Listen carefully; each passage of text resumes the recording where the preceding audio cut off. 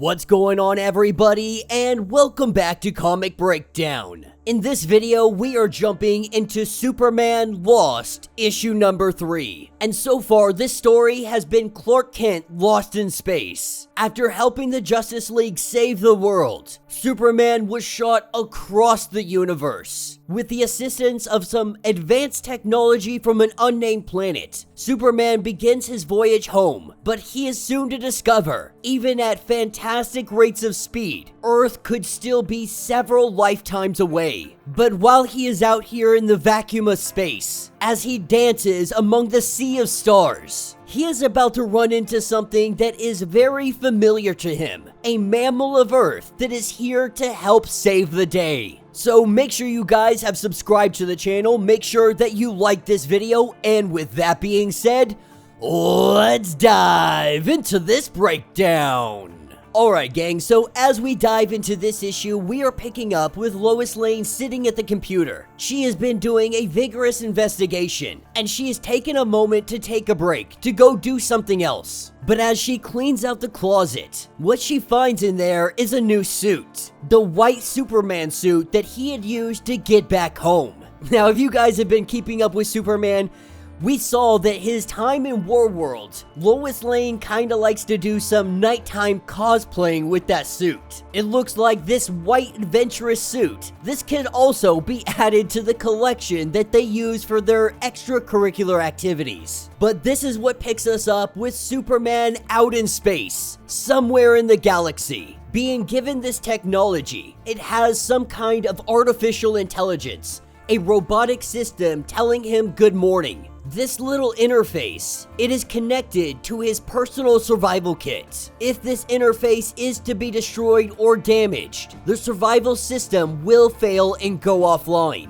But Superman doesn't need a reminder of this. This interface and this solar uniform, Victor's generous gifts. But Superman noticed that he was pretty anxious to get rid of Superman. But Superman is so focused on just getting back home. It has been 213 days since departing Kansas. That is what he named the system that he had come from. Not Earth, but the system where he got this survival gear. The unnamed planet, what he refers to as the Kansas system. The amount of distance, he has traveled 22,124,180,000 kilometers. And the Kansas solar system itself, it is 197 billion kilometers in diameter. In the grand scheme of things, this is essentially 7 months of travel, and he hasn't even left the neighborhood yet. And though the rechargeable solar array storing and amplifying energy in his sails from this uniform, it helps out his power levels as he moves through space. While it's better than nothing, it is only marginally efficient, like using a pair of AA batteries to power a Tesla, trying to get a theoretical distance to Earth. It is a minimum of 14,000 light years away, and there are 9.5 trillion kilometers in 1 light year. While Superman makes his way through space, he cannot help but think that that man Victor was trying to get rid of him,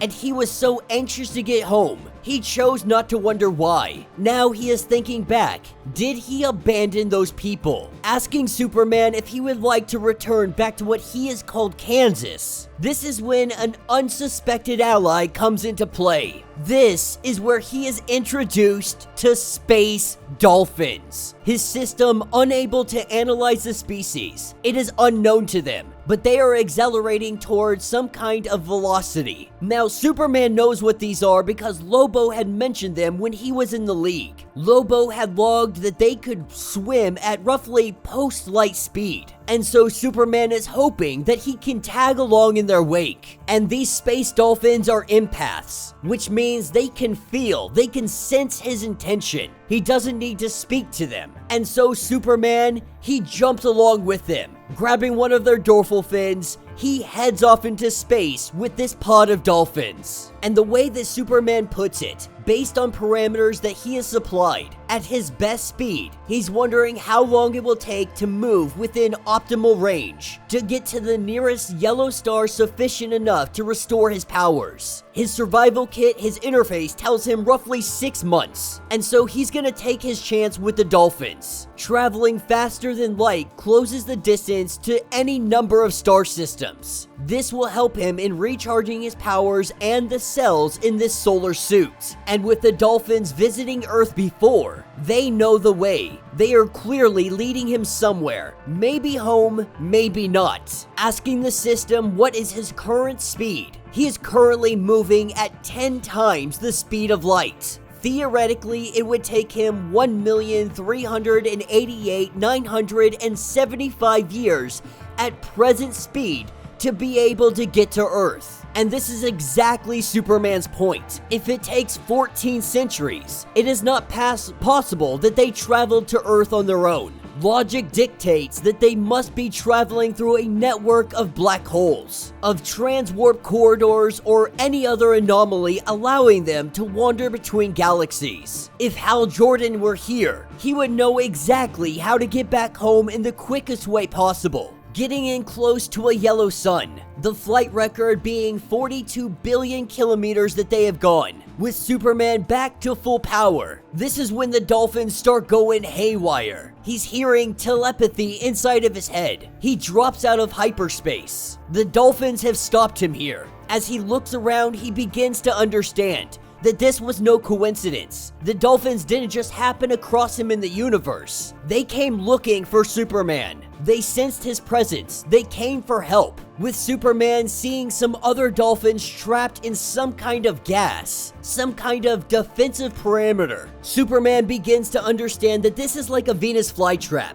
These young dolphin calves likely wandered in here, the parents trying to get them out of the trap. But Superman simply can't pull them out. He needs to shut down whatever this energy field is. He needs to find the source of all of it. Translating in every single language that this little device has, he hopes that somebody on this planet will understand what he is saying. Requesting an audience with their leader, we see a small section open up. A planet exposed. This is a planet that Superman wouldn't expect to find life. At least not the arrogant way that we define life as we know it. As he flies down to the surface, he's not really sure what he's looking for. Maybe a city, maybe giant metal structures, flying saucers. Gravity's considerably higher than Earth's, but this place is basically just a huge giant gas ball. And so flying for Superman is almost effortless. Not floating into space is the real challenge here. As he gets to the surface, he sees some kind of giant sand figure of himself. He goes to greet this thing, and it punches him, knocking him clear across this valley. Superman tries to say that he means no harm,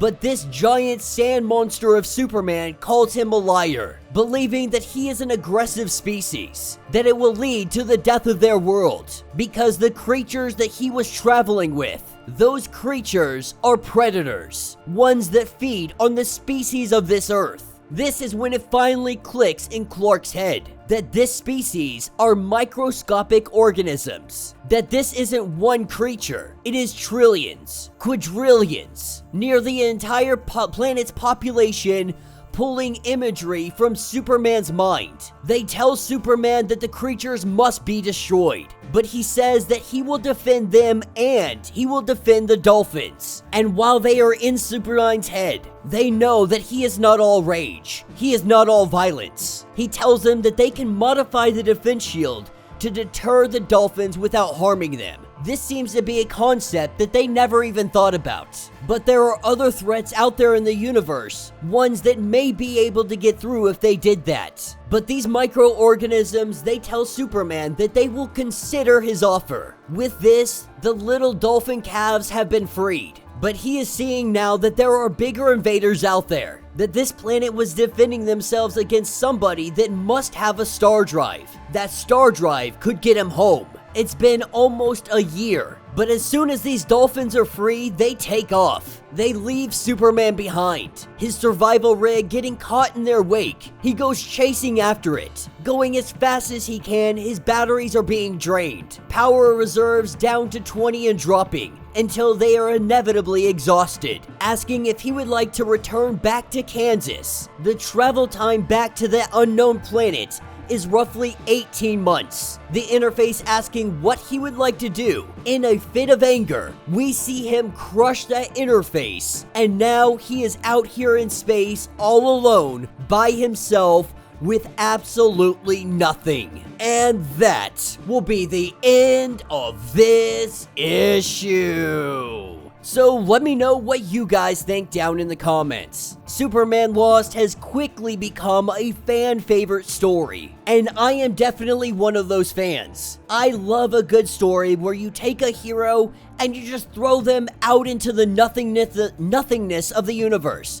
And though nothingness may not be the right word, because Superman has run into so many things already in this time period. Now, there are huge intervals where he's not running into anything or anybody, because that's the thing about the universe. It is so vast. Our minds have a hard time understanding that the universe is so big, which means there is a lot of space, and not all of this space is going to have some kind of life. You could travel for months and not run into any life, but this does not mean that the universe is not full of life. But Superman finds himself closer to home, further away from what he calls Kansas. But that voice in the back of his head keeps telling him that he abandoned those people, that he left just in a haste to get back to the woman he loves, to his family, to his friends, to his planet. But now I believe that Superman is about to reconsider. He is about to head back to that unnamed planet. He is going to find out why the Victor wanted him to leave so badly. And while this isn't necessarily what he wants to do, he wants to get back to the love of his life. He wants to get back to his wife. He knows that she is worrying. He knows how long it has been. But Superman cannot stamp out the voice in his head that says he is a savior, that he is a hero, that he must help those that need the help. So let me know your thoughts, let me know your theories. If you would like to get completely caught up on everything going on with this series, be sure to check out the link in my description as well as the top of this video. It will get you completely caught up on everything going on with this series. If you would like to support the channel, you can always do so by joining the channel membership. Much like Patreon, having multiple different tiers, from $1 to $50, from loyalty badges to getting comics every single month. Not only does this help out the channel tremendously, but you are getting tons of perks in the process. If you are unable to do this, do me a favor, subscribe to the channel, like this video, hit that notification bell, and with that being said, until the next breakdown.